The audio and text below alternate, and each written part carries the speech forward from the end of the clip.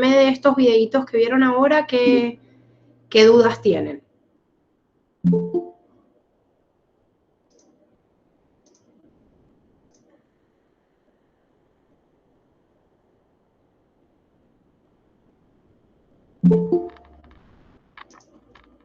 ¿Que está todo muy claro? ¿Que no hay ninguna pregunta?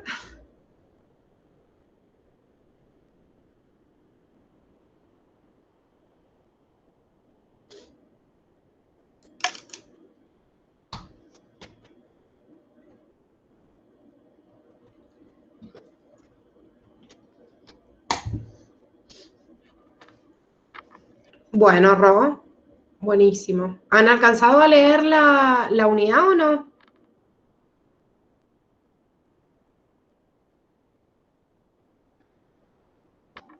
Profe, yo sí tengo una duda con el video, llegué un poco tarde.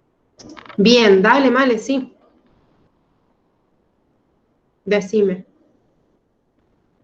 No entendí bien el ejemplo que en el segundo video de cromosomas, el ejemplo que dio de haploides y diploides, creo que era. Bien. O sea, ¿qué diferencia hay entre haploide y diploide?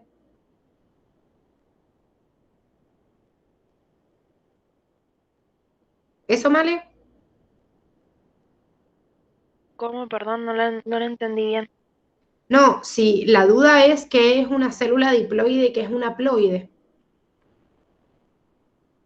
Eso sí lo entendí, pero no entendí bien el ejemplo con el que lo dio, porque dio el ejemplo del ser humano, ahí no lo entendí.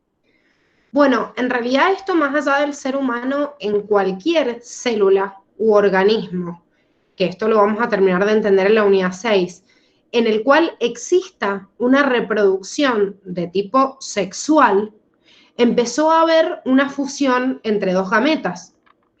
Por ejemplo, en los animales es un espermatozoide y un ovocito. En las plantas lo llamamos de otra manera porque es un óvulo y un anterozoide, no importa, son dos gametas. El tema es que cuando un individuo se forma por la fusión de dos gametas, quiere decir que tiene toda la información genética que viene de un progenitor y toda la otra información genética que viene del otro progenitor. O sea, es como que yo tengo esa información repetida, pero está repetida, pero no se puede expresar en ambas simultáneamente, que esto es lo que vamos a ver en genética, que es la unidad 7. O sea, que en la unidad 6 terminamos de entender esto de ciclo celular y en genética terminamos de ver qué es lo que se expresa de una célula diploide. Pero de forma básica, un organismo como una bacteria no necesita una doble copia de material genético porque siempre lo que hace es replicar su propio material genético. Entonces, todas las bacterias, por ejemplo, son células haploides. Tiene un solo juego de cromosomas. En los organismos en los cuales ha aparecido la reproducción de tipo sexual, al haber una fusión de una gameta femenina y una masculina, las células que se forman en base a ello tienen dos copias de material genético y por eso se las llama diploide.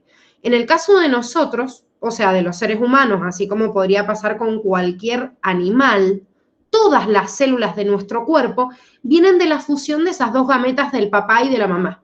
Entonces, cualquier célula de nuestro cuerpo, por ejemplo, una neurona, un hepatocito del hígado, una célula intestinal, una célula del estómago, una célula muscular, cualquiera que se les ocurra, son células somáticas o del cuerpo y tienen dos copias de material genético. En nosotros son 23 pares de cromosomas o lo que diríamos en total 46 cromosomas. ¿Cuál va a ser la única excepción a esta regla? Nuestras propias gametas. O sea, si somos mujeres, los ovocitos que formamos, si son hombres, los espermatozoides que forman. ¿Por qué? Porque esas gametas tienen que tener la mitad de material genético, o sea, ser células haploides, ya que cuando nosotros formemos un nuevo individuo, las gametas que usemos se van a fusionar con otras gametas y van a volver a restituir esos 46 cromosomas. Entonces, todas las células de nuestro cuerpo tienen 46 cromosomas, excepto cuáles, las gametas. ¿Cuánto material genético tienen las gametas? 23 cromosomas, o sea, la mitad, para que 23 de un hombre se unan con 23 de una mujer y vuelvan a restituir un cariotipo de 46 cromosomas. Si no fuera así, imagínense que si nuestras gametas tendrían la misma información genética que una célula somática, entonces cada vez que nos reproducimos tendríamos el doble de material genético, ¿sí? Entonces no habría un cariotipo constante en todos los individuos de la misma especie. Para seguir manteniendo lo mismo, las gametas tienen la mitad de información genética que las células de todo el cuerpo. ¿Por qué les digo que vamos a terminar entendiendo esto bien en ciclo celular? Porque hay organismos que tienen reproducción sexual, como las plantas. Sin embargo, las plantas tienen algunas células que son diploides y otras que son haploides. O sea, que tienen la capacidad de reproducirse. ¿Vieron cuando hacen un injerto de una plantita que a partir de un pedacito de una planta se divide y forma un organismo nuevo? Pero por otro lado, las plantas también, las que tienen flores, tienen reproducción sexual. Entonces, cuando se reproducen asexualmente, hacen una reproducción de las células, que pueden ser células diploides o haploides, y lo hacen a través del proceso de división que se llama mitosis, y cuando hagan un proceso de reproducción sexual, forman sus gametas haploides y luego se fusionan. Mitosis y meiosis son dos procesos de división celular que vemos en la unidad 6, que empezamos desde este jueves, entonces ahí terminamos de entender esta composición, ¿sí? Pero de forma básica el ejemplo les habla de eso, en las células nuestras que son haploides y diploides. ¿Se entiende, Male? Sí, ahora sí.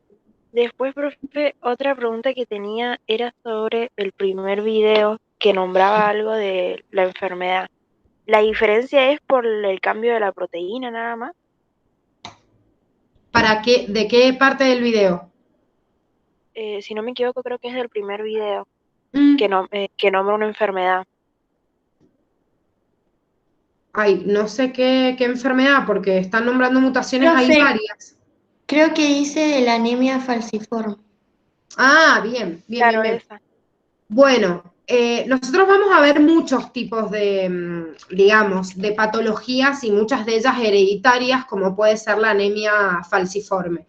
En la anemia falciforme lo que hay es un proceso, o sea, la patología en sí es un tipo de anemia, pero en realidad se crea una disfunción en la formación de la hemoglobina, entonces, debido a eso, el glóbulo rojo aparece deformado. Ahora, más allá del tratamiento y lo que nosotros hagamos, cuando hay una patología que es hereditaria, quiere decir que hay un gen que está afectado para no producir la proteína que yo necesito de forma normal. Por eso se los da como ejemplo de un tipo de mutación. ¿Cómo se hereda? ¿Cómo pasa la descendencia? Eso lo vemos en genética. Pero si yo tengo una patología hereditaria, como es la anemia falciforme, podría ser la talasemia, podría ser los genes que me condicionan a tener diabetes o a tener hipertensión, o, bueno, cualquier patología que está en los genes, está escrito en nuestro ADN. Y todas nuestras células lo van a manifestar. Una persona que, por ejemplo, tiene anemia falciforme, ya tiene esos genes que heredó, por ejemplo, del papá del papá o de la mamá, y todas sus células lo van a expresar. Lo que pasa que obviamente, y esto también tiene que ver con un concepto que estaba en el video de cuándo es una heterocromatina y cuándo es una eucromatina, obviamente en el caso de la anemia, como es la producción de un compuesto que tiene que ver con la formación normal de la hemoglobina, y bueno, ese gen está como eucromatina en la síntesis de estas proteínas que están en el glóbulo rojo. En las otras células del cuerpo no manifiestan una característica porque en realidad son genes que están como heterocromatina y no se manifiestan, porque no cumplen una función, por ejemplo, en una célula del estómago o en una neurona, sino que este gen que codifica para la normalidad del glóbulo rojo, o sea, de la hemoglobina que está en el glóbulo rojo, va a condicionar una función que tiene que ver con esa célula, ¿sí? Pero todo lo que está escrito en los genes, ya sea para bien o para mal, como por ejemplo una mutación que me desarrolla una patología, ya está escrito en nuestros genes desde el primer momento. Sin embargo, hay otras patologías génicas que pueden ser alteraciones del material genético posterior a nosotros haber nacido. Por ejemplo, si nosotros tenemos un cáncer de piel que se originó por la exposición a los rayos UV, bueno, quizás nuestras células estaban normales y tenían la propiedad, o sea, la capacidad de generar células normales. Pero bueno, nos expusimos a los rayos UV durante un montón de tiempo y bueno, esas células cada vez que se replicaban generaron una mutación espontánea y desarrollan una patología que no estaba escrita en nuestros genes, sino que aparece posterior a nuestro nacimiento. ¿Se entiende o no?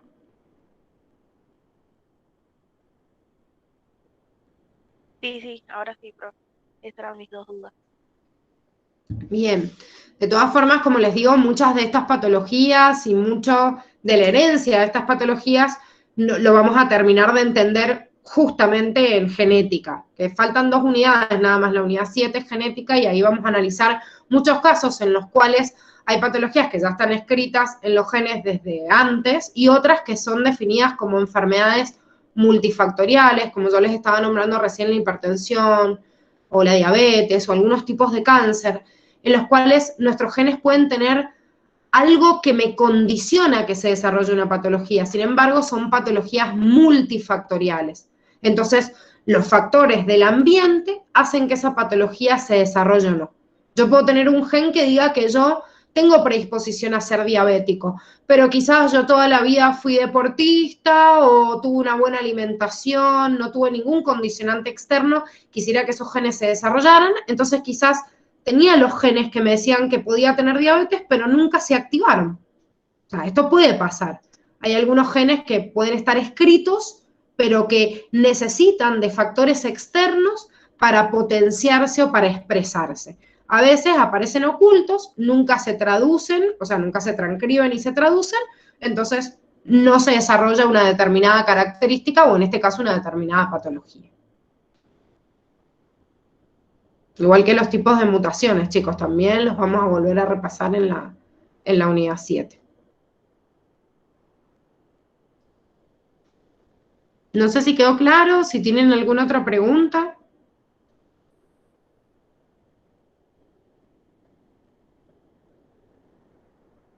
Sí, profe, se entendió. Bueno, buenísimo, Ana.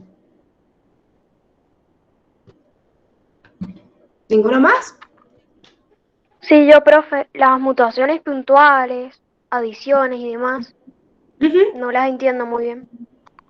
Los tipos de mutaciones tienen que ver ahora, en la definición que hemos hecho ahora, en base al material genético, porque hay mutaciones que no tienen que ver con solo un pedacito de una molécula de ADN y tienen que ver con el compromiso de varios cromosomas y no solo de uno.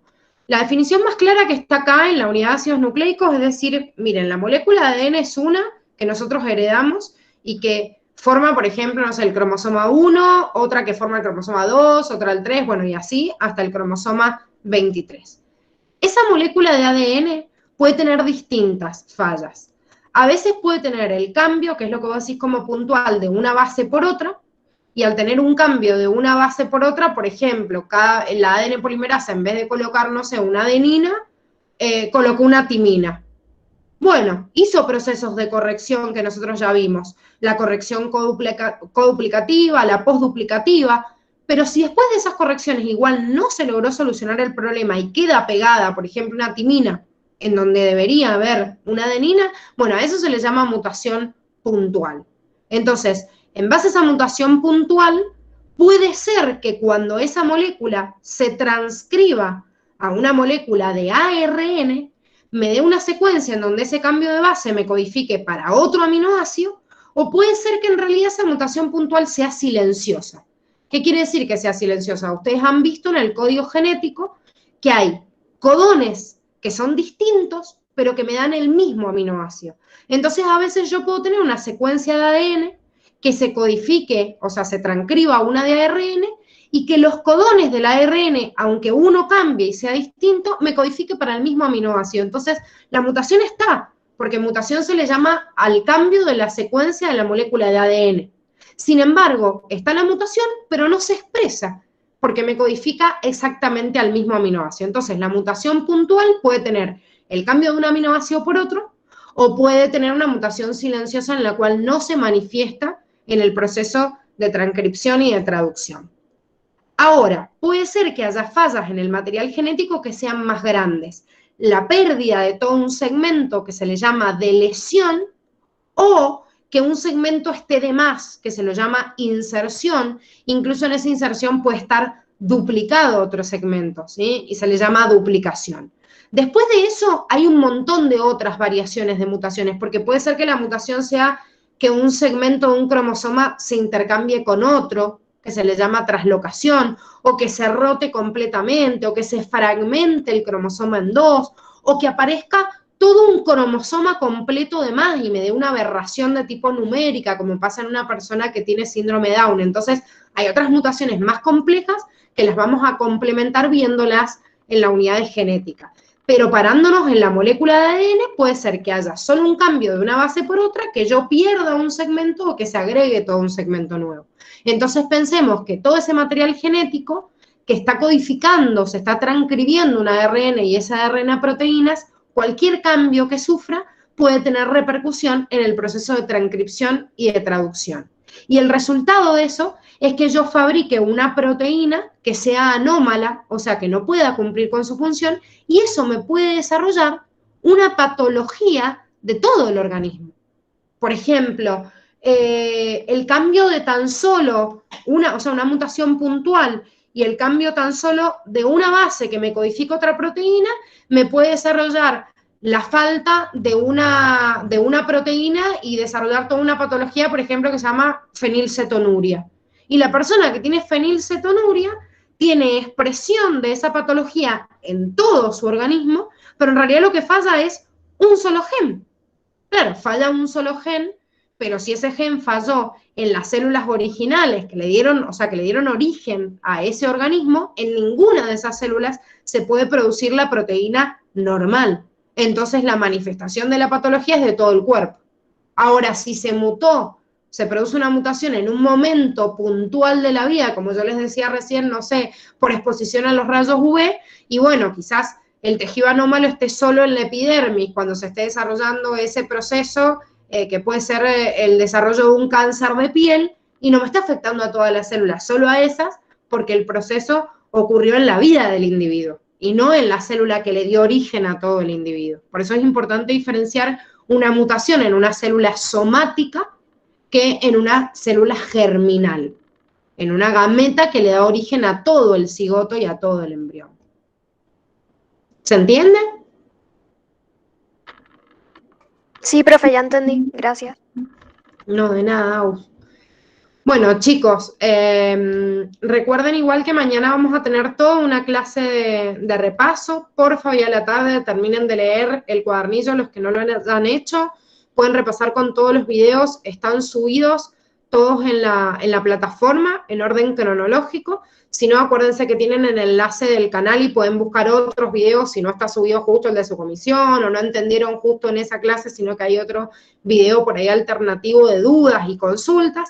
Revisen todo eso, traten de hacerlo hoy a la tarde, así mañana aprovechan para sacarse todas las dudas y que realmente el TP que hagamos el miércoles sea un repaso de toda la unidad ya habiendo sacado todas estas dudas. No quiere decir que en el TP no se puedan sacar dudas, pero si uno dedica toda una clase a consulta, como le vamos a dedicar mañana, como les digo, porque es una unidad bastante compleja, larga, vamos a aprovechar mucho más el TP evaluatorio del miércoles, ¿sí? Así que les dejo esa tareita para hoy a la tarde y anótense las cosas, no confíen tanto en